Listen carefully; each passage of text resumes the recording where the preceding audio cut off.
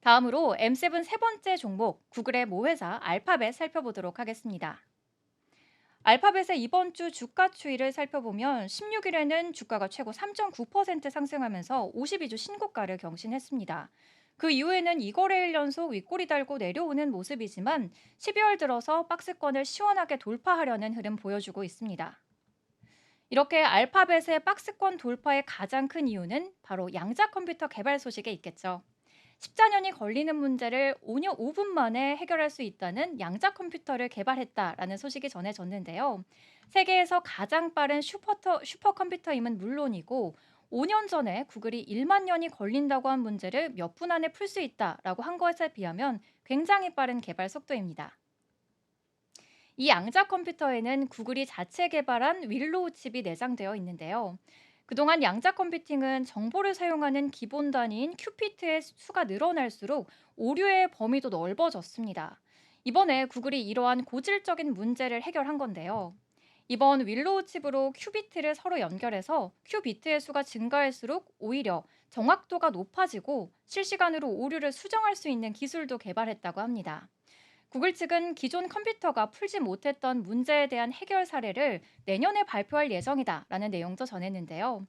앞으로 의료와 에너지 그리고 기후 변화의 측면에서도 이 양자 컴퓨터가 많은 역할을 할 것이라는 기대감이 커지고 있습니다. 두 번째로 새로운 AI 모델인 제미나이 출시라는 호재가 있습니다. 구글이 새로운 AI 모델을 내놓은 지 약 10개월 만인데요.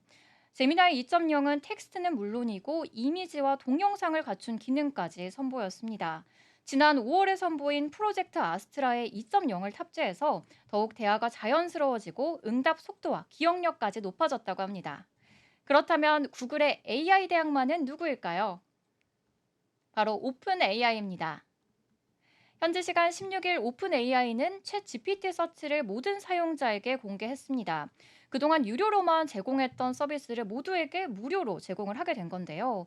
이번 업데이트를 통해서 검색 엔진으로 도약하려는 흐름을 보여줬습니다. 챗 GPT 서치를 웹브라우저 기본 검색 엔진으로 설정할 수도 있고 또 고급 음성 모드에서도 사용할 수 있도록 개선을 한 건데요. 현재 구글의 검색 시장 점유율은 압도적이지만 챗 GPT가 전 세계에서 가장 많이 이용되고 있는 AI 모델이라는 점을 착안해 봤을 때 검색 시장을 뒤흔들 수도 있지 않을까라는 관심이 쏠리고 있습니다. 왜냐하면 기존 검색은 키워드를 중심으로 링크를 제시하는 것에 반해서 AI 검색은 대화를 기반으로 더 자세한 결과물을 내놓기 때문이죠.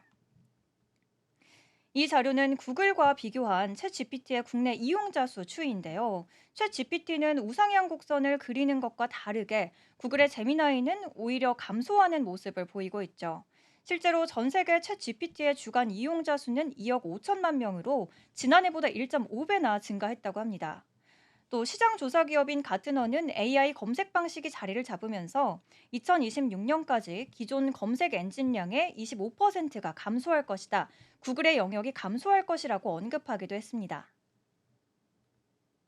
지금까지 M7 종목 중에서 AI 관련된 섹터로 알아봤는데요. 애플과 마이크로소프트, 알파벳에 대적할 만한 화웨이, 그리고 세일즈포스, 오픈 AI에 대해서 짚어봤습니다. AI 섹터에 이어서 나머지 네 가지 종목도 자세하게 알아보도록 하겠습니다. 네 번째 M7 종목 아마존 살펴보겠습니다. 아마존의 이번 주 주가 추이를 살펴보면 16일에 상승세를 보인 이후에 18일에는 파월의 매파 발언에 4.6% 조정이 됐습니다.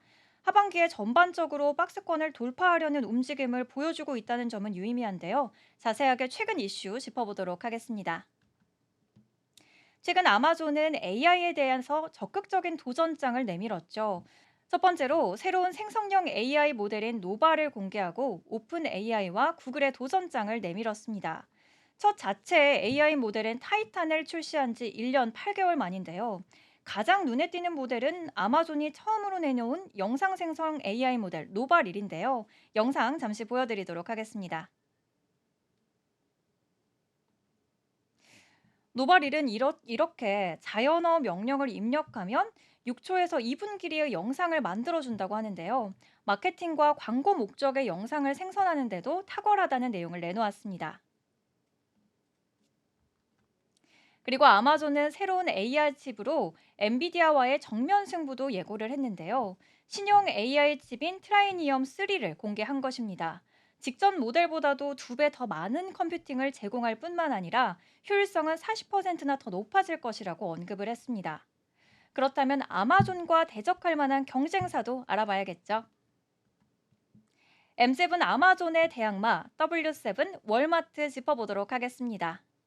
앞서 아마존에 대해서 컴퓨팅 서비스를 중심으로 이슈를 짚어드렸는데요. 아마존의 핵심 사업 중에서 전자상거래 역시 비중이 크죠.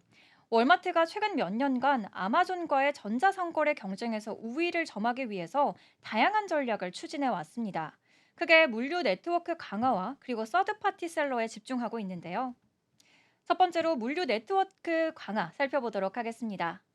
월마트는 자체 물류 네트워크를 구축해서 아마존의 FBA와 유사한 방식을 제공하고 있는데요. 월마트의 물류 서비스는 아마존보다도 약 15%가 더 저렴하다고 합니다.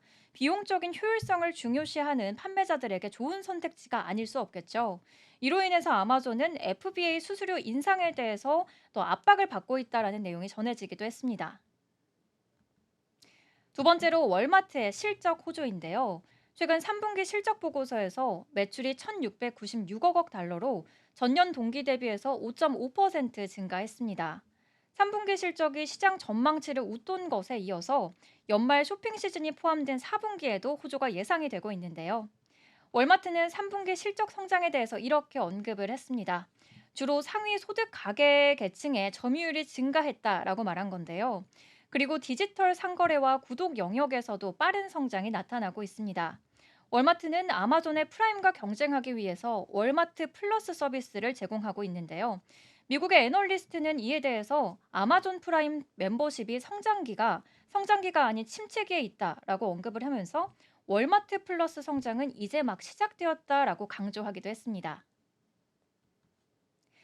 다음으로 다섯 번째 M7 종목 알아보도록 하겠습니다. 바로 테슬라입니다.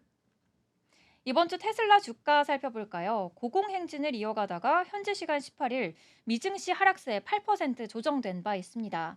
테슬라는 일론 머스크의 회사 중에서 유일하게 상장된 기업으로 알려져 있죠. 트럼프와의 깊은 관계로 11월 미 대선 이후에 주가가 약 75%나 상승한 바 있습니다. 최근 테슬라 주가 상승의 주요 요인 한번 자세하게 살펴볼까요? 첫 번째로 가장 근본적인 이유는 기술 혁신입니다. 현재 자율주행 기술과 에너지 저장 솔루션에서의 혁신을 통해서 시장 지배력을 강화하고 있는 건데요. 특히 완전 자율주행 기술 상용화와 그리고 로보택시 서비스 개발은 투자자들의 기대를 모으고 있기도 합니다. 두 번째로는 역시나 정치적인 요인이겠죠. 트럼프 당선 이후 친기업 정책이 기대되면서 테슬라 같은 기술 기업에 긍정적인 영향이 풀이되고 있죠. 특히 내년에 출범하는 트럼프 2기 행정부가 자율주행차 규제 완화를 예고하면서 로보택시 관련 사업에 혜택을 줄 수 있을 것이라는 기대감 역시 높아지고 있습니다. 증권사에서도 테슬라의 주가를 일제히 상향하고 있는데요.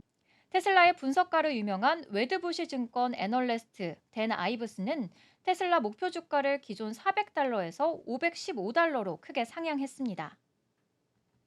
그렇다면 이렇게 무서운 기세로 질주하는 테슬라의 대항마는 과연 누구일까요? 바로 구글의 웨이모인데요.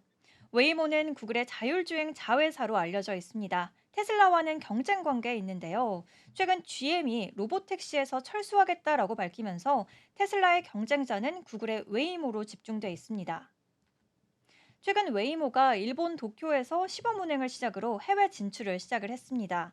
일본 택시회사 니온코츠 그리고 차량 호출 서비스인 고와 협력해서 내년부터 도쿄에서 로보택시 시범 운행을 시작하겠다라고 밝힌 바 있습니다. 웨이모는 2025년 초부터 전기차 제규어 아이페이스를 투입하면서 니온코츠가 차량 관리와 서비스를 책임질 것이라고 밝혔는데요. 초기 단계에서는 니온코츠의 운전기사가 탑승해서 도쿄의 주요 지역을 돌아다니면서 이제 수동으로 자율주행에 필요한 데이터를 구축한다고 합니다. 그리고 이 데이터는 웨이모의 AI 시스템인 그 학습에 활용되기도 하는 거죠. 웨이모가 그렇다면 일본을 첫 해외 진출지로 선택한 이유는 무엇일까요? 바로 일본의 차량 운전석이 오른쪽에 위치해 있기 때문인데요. 웨이모는 우측 운전석을 다루는 국가에서 자율주행 데이터를 확보한 경험이 없기 때문에 일본에서 이번 시범 운행을 통해서 데이터를 확보하고자 하는 목적에 있습니다. 현재 웨이모는 미국의 샌프란시스코, 로스앤젤레스 등 등지에서 이제 서비스를 제공하고 있는데요. 다른 지역에서는 파트너 기업과 협력하는 방식을 채택하고 있다고 합니다. 오스틴과 애틀랜타에서는 우버가, 그리고 플로리다에서는 스타트업 무브가 웨이모의 차량 운행을 맡고 있습니다. 일본에서 니온 코치와 손잡은 것처럼 다른 국가에서도 운영 파트너를 선정할 것이라는 기대감에 웨이모에 대한 기대감 역시 높아지고 있습니다.